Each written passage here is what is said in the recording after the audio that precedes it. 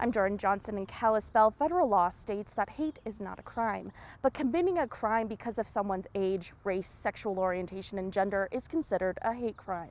Montana Human Rights Network Director of Equality and Economic Justice, Sean Rigor, says reporting of hate crimes in Montana is hard to track for trends, and the definition of hate crime is often vague. We are working with is anecdotal evidence.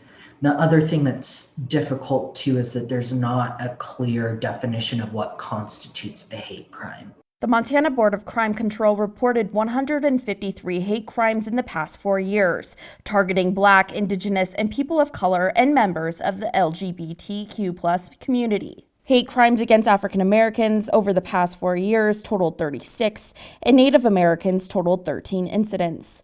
More than 17% of hate crimes reported in the last 4 years were LGBTQ+ related.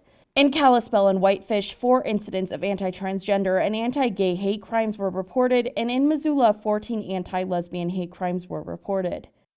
Rigor, a transgender man, says that he himself has been a target. For example, I myself have experienced a number of things, such as my vehicle being egged, receiving death threats, and that has increased in the past couple of years. But with his position, Rigor prefers to be proud of who he is. I have always had the opportunity to be more discreet with my identity, and I frequently have found that I prefer to stand out and be able to stand up for the community, for those who are at more risk and who don't have the ability to stand up and share their stories because of their job or their housing or their family.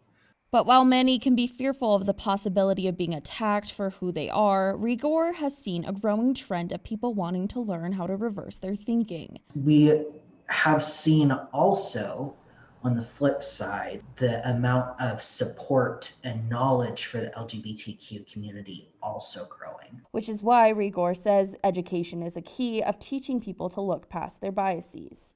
And I think that when people actually start to build relationships with LGBTQ folks, it really starts to have an effect on their understanding, because they start to understand that the rhetoric that they've heard about who we are is simply inaccurate. And to remember that you are loved. It's really important that folks know that they belong in this state and that they're valuable. In Kalispell, Jordan Johnson, MTN News.